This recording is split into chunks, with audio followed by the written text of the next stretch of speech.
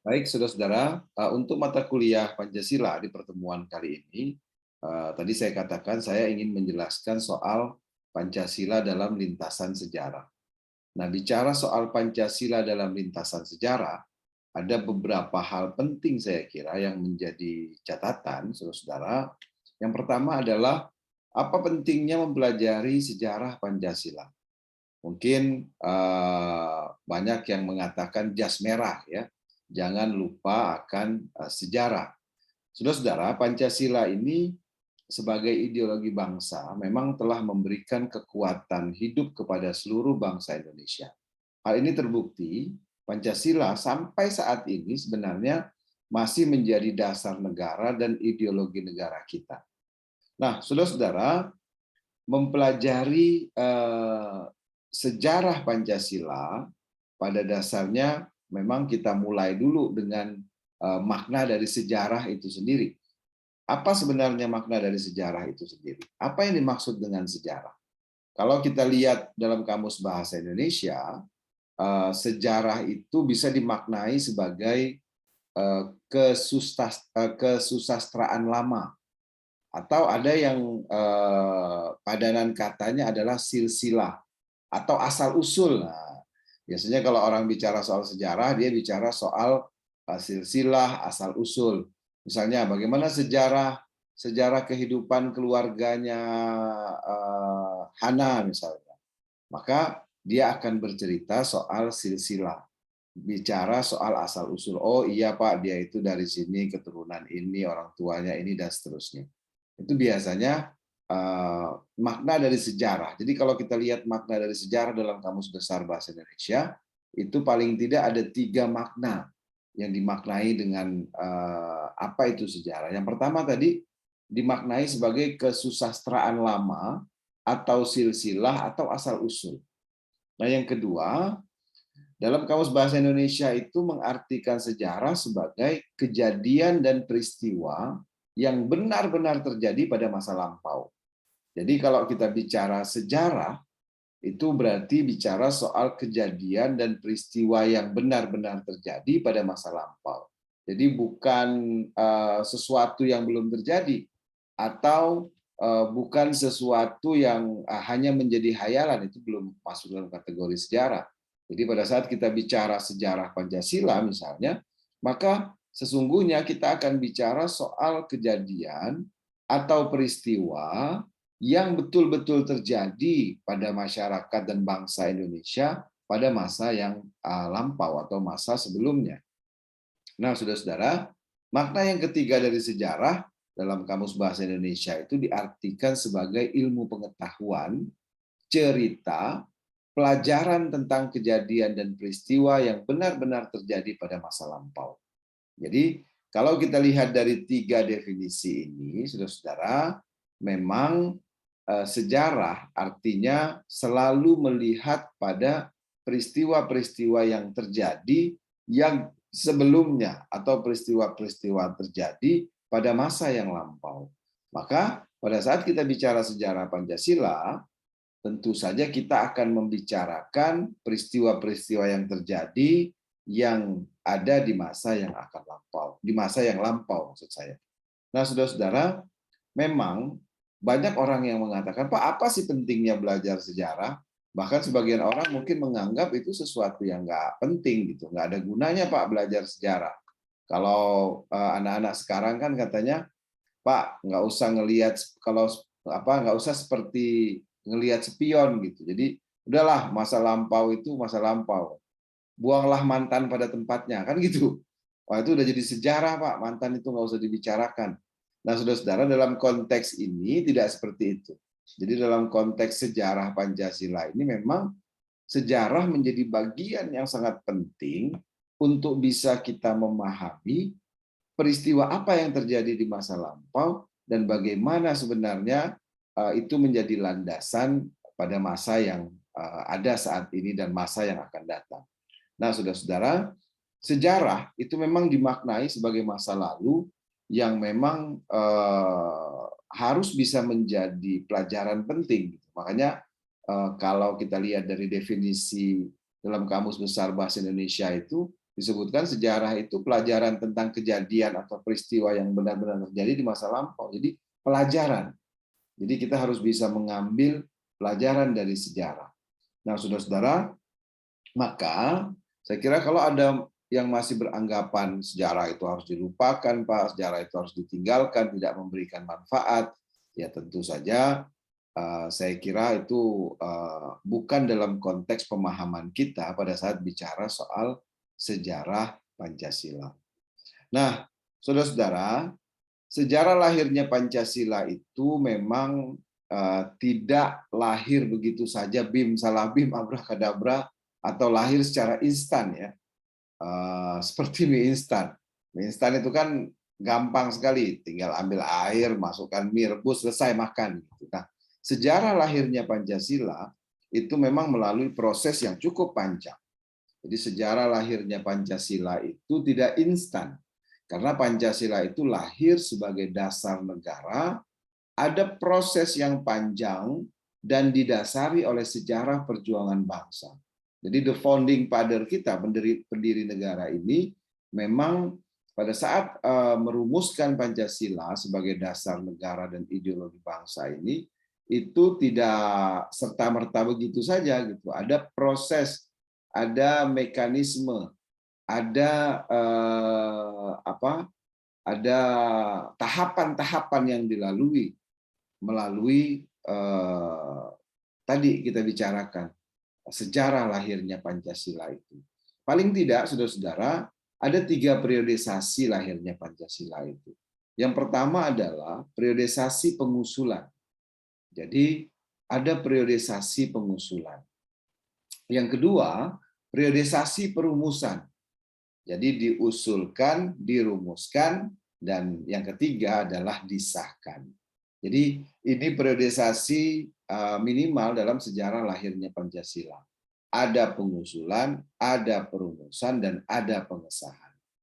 Saudara-saudara, terkait dengan pengusulan ini, mungkin Anda masih ingat kalau di SMA atau SMK atau Anda dari MA misalnya, pasti sudah pernah belajar proses pengusulan Pancasila ini.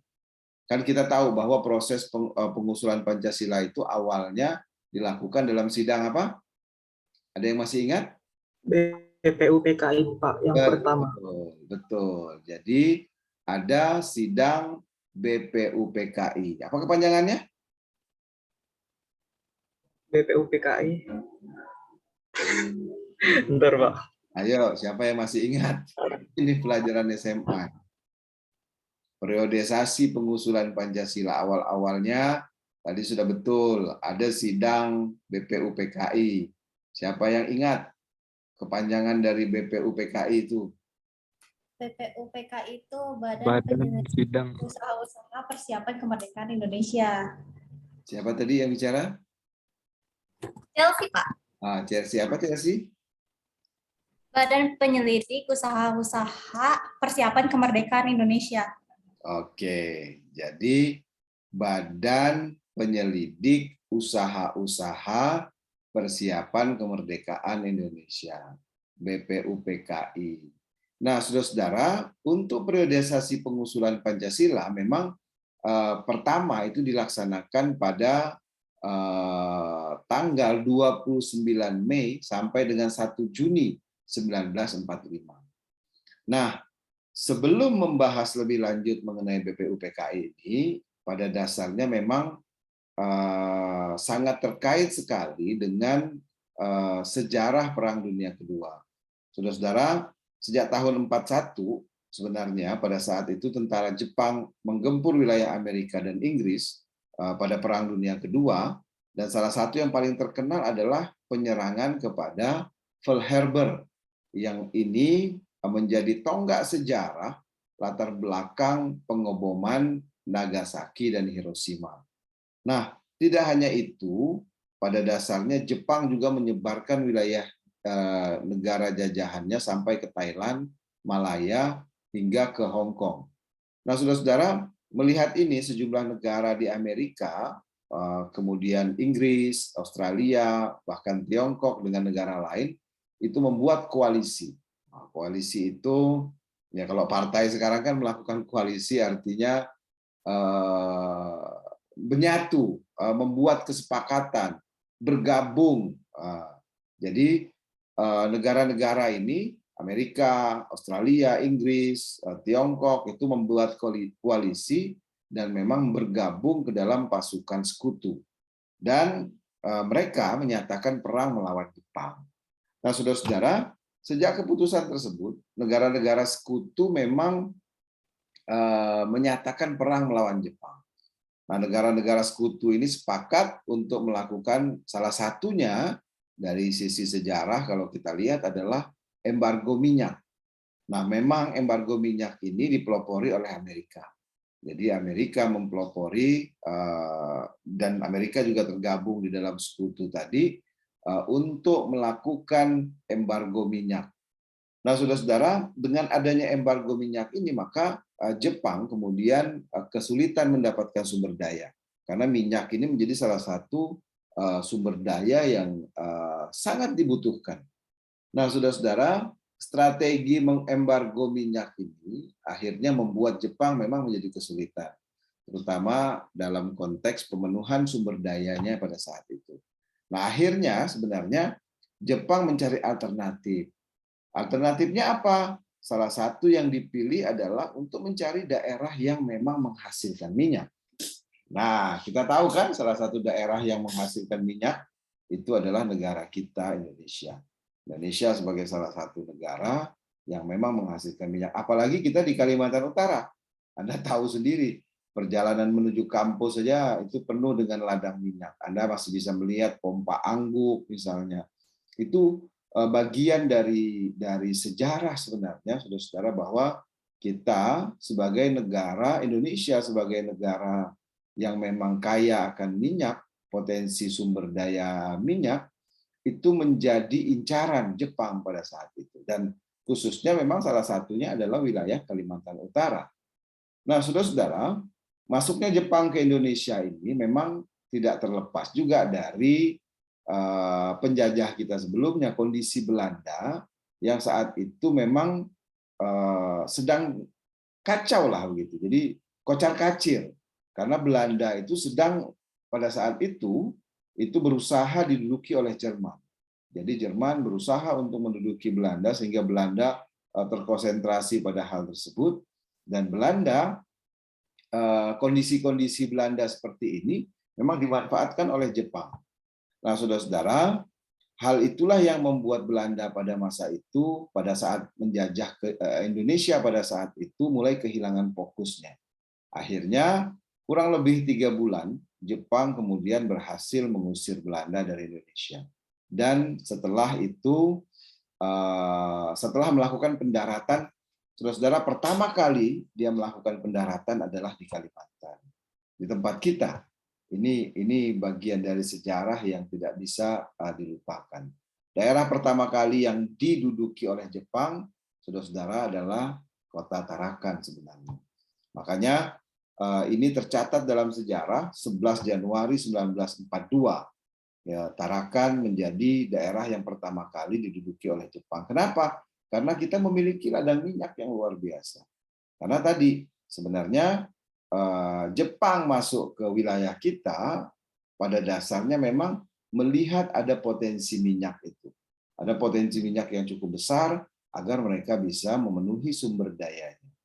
Nah, saudara-saudara, setelah menduduki Tarakan 11 Januari 42, memang pada saat itu komandan Belanda yang ada di Tarakan itu menyerah. Pendudukan Jepang itu terus melebar. Jadi mulai dari Tarakan melebar ke daerah Kalimantan lain, termasuk Balikpapan, karena Balikpapan itu sumber minyak keduanya memang jatuh pada tangan tentara Jepang. Setelah itu kemudian Pontianak, Samarinda, kemudian ekspansi Jepang ini hampir ke seluruh wilayah Kalimantan. Dan waktu itu yang masih dikuasai oleh tentara Hindia Belanda, atau biasa dulu kita kenal dia dengan Kenil, itu memang dikuasai oleh Jepang. Nah, kekuatan Hindia Belanda di lapangan terbang saudara-saudara, di bandara pada saat itu dengan mudah dikuasai. Ini di Banjarmasin secara keseluruhan dikuasai oleh Jepang. Nah, nanti untuk bisa lebih memahami sejarah ini, bagaimana wilayah Kalimantan, khususnya kita di Kota Tarakan, berhasil dikuasai Jepang, itu menjadi bagian dari sejarah perjuangan bangsa Indonesia untuk nanti pada akhirnya akan merebut kemerdekaan. Nah, saudara-saudara, dan yang paling menarik sebenarnya ya nanti Anda bisa, mudah-mudahan pandemi ini bisa segera berakhir, kita bisa melihat salah satu museum sejarah Perang Dunia Kedua di Kota Tarakan. Saudara-saudara, Anda tahu itu ada di Taman Berkampung sana. Kita bisa belajar langsung di sana, melihat beberapa dokumen-dokumen sejarah tentang bagaimana pada saat Jepang kemudian menguasai Indonesia melalui Kalimantan. Hingga akhirnya, saudara-saudara, singkatnya adalah nanti Anda bisa baca sendiri bagaimana sejarah pendudukan Jepang dengan semboyan-semboyannya, Jepang Cahaya Asia, Jepang Pelindung Asia, Jepang Pemimpin Asia, dan seterusnya. Itu bisa dibaca dalam sejarah. Tapi terkait dengan BPUPKI tadi, hingga sebenarnya pada tahun 44, saudara-saudara, ada momentum penting di mana Jepang itu kalah dari sekutu pada saat Perang Pasifik. Nah, kondisi kekalahan Jepang dengan sekutu pada saat Perang Pasifik ini, itu kemudian membuat Jepang merasa perlu untuk mengambil simpati masyarakat Indonesia. Nah, di sini pentingnya tadi proses pengusulan Pancasila tadi yang kita sebut dimulai dari BPUPKI.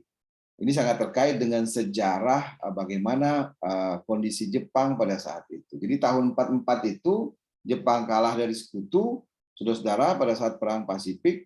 Kondisi ini kemudian membuat Jepang merasa perlu untuk mengambil simpati masyarakat Indonesia.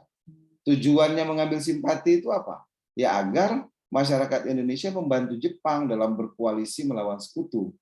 Karena mereka butuh bantuan, karena kondisinya memang kalah pada saat itu. Nah, bagaimana caranya untuk mengambil simpati itu? Salah satunya, saudara-saudara, dengan menjanjikan kemerdekaan Indonesia. Jadi, itulah cara yang digunakan oleh Jepang untuk bisa mengambil simpati masyarakat Indonesia agar berkoalisi membantunya. Caranya apa? Jepang menjanjikan akan memberikan kemerdekaan Indonesia, menjanjikan kemerdekaan negara Indonesia. Maka dibentuklah BPUPK.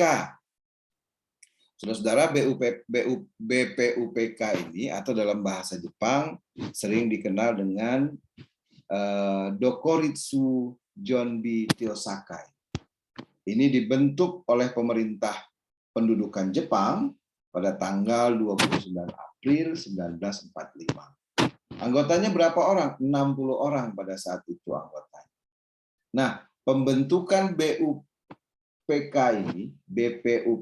ini, saudara-saudara, ini kemudian bertepatan sebenarnya dengan ulang tahun Kaisar Hirohito. Nah, BPUPK ini pada dasarnya memang dibentuk sebagai realisasi dari janji kemerdekaan tadi. Jadi memang betul-betul ini menjadi janji yang coba direalisasikan, karena tadi menjanjikan kemerdekaan Indonesia, maka dibentuklah BPUPK ini. Nah, saudara-saudara, badan ini itu pada saat itu diketuai oleh Dr. Rajiman Widyodiningrat. Dan memang pada saat itu dia didampingi, jadi Dr. Rajiman ini didampingi oleh dua ketua muda, wakil ketua, itu Raden Panji Suroso dan orang Jepang namanya Ichibangase. Mudah-mudahan nggak salah nih ejaannya. Jadi BPUPK ini dilantik oleh Letnan Jenderal Kumakichi Harada, Panglima Tentara ke-16 Jepang, dan memang waktu itu dilantiknya di Jakarta pada tanggal 29 Mei 1945. Nah, BPUPK ini, saudara-saudara, memiliki dua masa sidang. Masa sidang pertama 29 Mei 45 sampai 1 Juni, masa sidang kedua 10 Juli 45 sampai 16 Juli 45. BPUPKI ini bertugas merancang dasar negara atau kalau sekarang kita kenal ya Undang-Undang Dasar atau Konstitusi. Nah, saudara-saudara, dalam pergulatan pembahasan dan pembuatan rancangan Undang-Undang Dasar tersebut, karena satu negara itu tidak mungkin berdiri kalau dia tidak memiliki Undang-Undang Dasar ya, karena itu landasannya. Ada yang memicu sebenarnya, ada yang memicu diskusi pada saat itu, khususnya pertanyaan dari Dr. Rajiman Wejodoningrat tadi. Pertanyaan yang cukup prinsip, beliau menanyakan negara yang akan kita bentuk ini apa dasarnya. Nah, ini kaitannya tadi dengan pengusulan Pancasila ya. Jadi ada pertanyaan prinsip dari Dr. Rajiman, negara yang kita bentuk ini apa dasarnya? Nah, saudara-saudara, sehari setelah dilantik pada tanggal 29 Mei 45, mulailah dilakukan sidang pertama. Dengan materi pokok adalah pembicaraan soal dasar negara. Jadi pembicaraan soal dasar negara. Menurut catatan sejarah, memang tokoh-tokoh yang bicara dalam sidang BPUPKI itu yang cukup kita sering dengar adalah Muhammad Yamin misalnya. Kemudian Margono, Sosrodiningrat, Wiranata Kusuma, Sumitro, Worjadaningrat, Surjo, Susanto, Dasat, Ruseno, banyak lagi sebenarnya yang melakukan pembicaraan atau berbicara pada sidang tersebut. Saudara-saudara, maka yang paling kita lihat dalam sejarah adalah tadi saya katakan Mr. Muhammad Yamin. Nah, Mr. Muhammad Yamin ini memang menyampaikan pidatonya pada tanggal 29 Mei tahun 45 itu mengusulkan rumusan dasar negara Indonesia. Jadi Muhammad Yamin mengusulkan calon rumusan dasar negara Indonesia. Inilah mulai kita kenal beberapa prinsip yang diusulkan. Apa yang diusulkan Muhammad Yamin? Pertama adalah pri kebangsaan. Yang kedua adalah pri kemanusiaan. Yang ketiga adalah pri ketuhanan. Yang keempat adalah peri kerakyatan. Dan yang kelima adalah kesejahteraan rakyat. Ini yang menjadi usulan Muhammad Yamin, saudara-saudara, pada saat melakukan sidang BPUPKI pada tanggal 29 Mei 1945. Jadi inilah sebenarnya prinsip-prinsip dasar Pancasila yang nantinya kita kenal sebagai ideologi bangsa kita. Nah, saudara-saudara, Muhammad Yamin memang beranggapan bahwa negara Indonesia ini memang didirikan berdasarkan prinsip-prinsip yang tadi sudah saya sampaikan. Pri kebangsaan, pri kemanusiaan, pri ketuhanan, pri kerakyatan, dan kesejahteraan rakyat. Nah, saudara-saudara, setelah Muhammad Yamin menyampaikan ini, selanjutnya dalam sejarah tertulis tanggal 30 Mei, ada juga Dr. Andes Muhammad Hatta, kemudian Agus Salim Samsudin, kemudian Wongso Negoro, dan beberapa tokoh lainnya, itu juga menyampaikan naskah pidatonya. Walaupun naskah pidatonya tidak terdokumentasikan dan memang ada beberapa yang tidak bisa ditemukan dalam penelusuran sejarah. Nah, saudara-saudara, kemudian setelah melakukan proses persidangan tersebut dengan beberapa prinsip, akhirnya yang juga mengusulkan 5 prinsip dasar adalah Supomo. Saudara-saudara, Supomo juga mengusulkan 5 asas. Apa yang diusulkan Supomo? Supomo mengusulkan yang pertama adalah persatuan. Karena ini sangat terkait dengan negara integralistik, negara persatuan.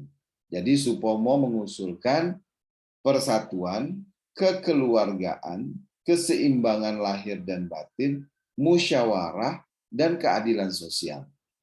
Jadi menarik sebenarnya kalau kita lihat dalam konteks sejarah bagaimana lahirnya Pancasila tersebut.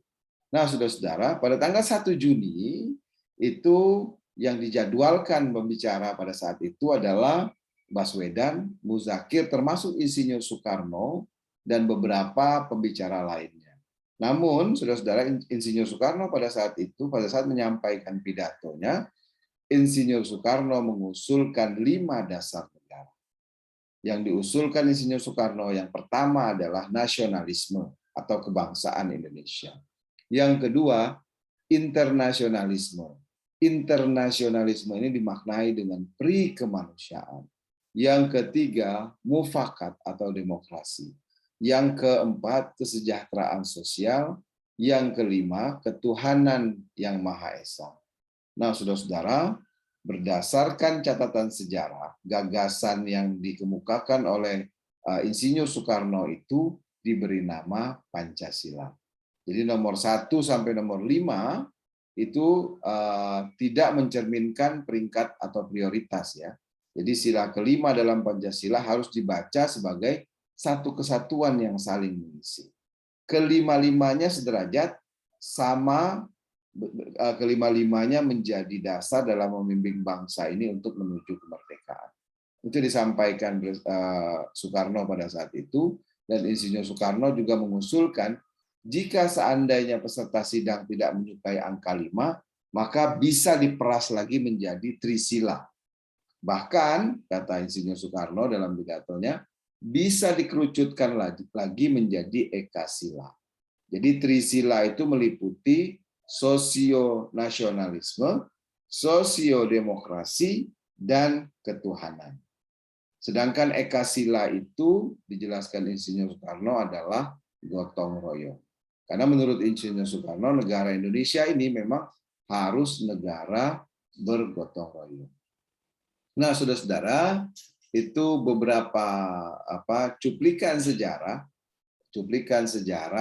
tadi. Proses lahirnya Pancasila, sebagaimana yang saya sampaikan, itu tidak simsalabim abrakadabra, tapi melalui proses yang cukup panjang. Nah, saudara-saudara, proses yang cukup panjang ini, salah satunya tadi kita bicara masih proses pengusulannya. Pada sidang BPUPKI yang pertama, memang kita melihat ada beberapa tokoh yang mengusulkan dan memberikan pandangannya tentang dasar negara Indonesia yang akan dibentuk. Tadi sudah saya sampaikan, Muhammad Yamin, Muhammad Hatta, Ki Bagus Hadikusumo, kemudian Profesor Dr. Supomo, Insinyur Soekarno. Kelima-limanya ini memang berbicara yang memang yang banyak diketemukan dokumentasinya adalah naskah dari Muhammad Yamin, Ki Bagus Hadikusumo, Profesor Dr. Supomo, dan Insinyur Soekarno. Sedangkan pidato Dr. Andes Muhammad Hatta memang banyak yang belum bisa ditemukan. Nah, terdapat perbedaan pendapat dari kelima tokoh tersebut mengenai dasar negara. Kendati demikian, saudara-saudara, yang menarik adalah perbedaan pendapat di antara pendiri negara kita ini, the founding father kita ini, tidak mengurangi semangat persatuan dan kesatuan. Ini menjadi bagian penting untuk kita pelajari, untuk kita implementasikan saat ini, saudara-saudara. Di tengah kondisi sekarang, kita masih menghadapi COVID-19, bahkan sekarang varian Omikron terpaksa membuat kita harus daring kembali misalnya. Tapi kalau kita lihat dari sisi sejarah, bagaimana ideologi yang kita gunakan sekarang, Pancasila sebagai ideologi bangsa Indonesia ternyata lahir dari proses panjang. Bahkan kita melihat tadi perbedaan pandangan, perbedaan pendapat antara Muhammad Yamin, kemudian Supomo, Insinyur Soekarno misalnya, itu justru membuat mereka menjadi sangat erat dalam semangat persatuan dan kesatuan yang tujuannya adalah mewujudkan Indonesia merdeka pada saat itu. Ini yang bisa kita tarik nilai-nilai ini, sikap toleransi sikap yang menghormati perbedaan pendapat, sikap yang memang lebih mengutamakan kepentingan bangsa, itu dari proses pengusulan lahirnya Pancasila saja kita bisa melihat bagaimana dinamika yang luar biasa itu. Jadi, saudara-saudara, pertemuan hari ini saya hanya ingin menjelaskan dulu periode pengusulannya. Nanti kita akan bicarakan lagi periode perumusannya, bahkan periode yang terakhir adalah periode pengesahannya. Ya, jadi pada saat bicara soal sejarah lahirnya Pancasila, ada 3 periode. Periode pengusulan tadi sudah kita cerita soal sejarah pengusulannya. Kemudian nanti di pertemuan berikutnya kita akan bicarakan soal perumusan dan pengesahan. Saya kira itu. Sebelum saya akhiri, kalau ada pertanyaan, silakan.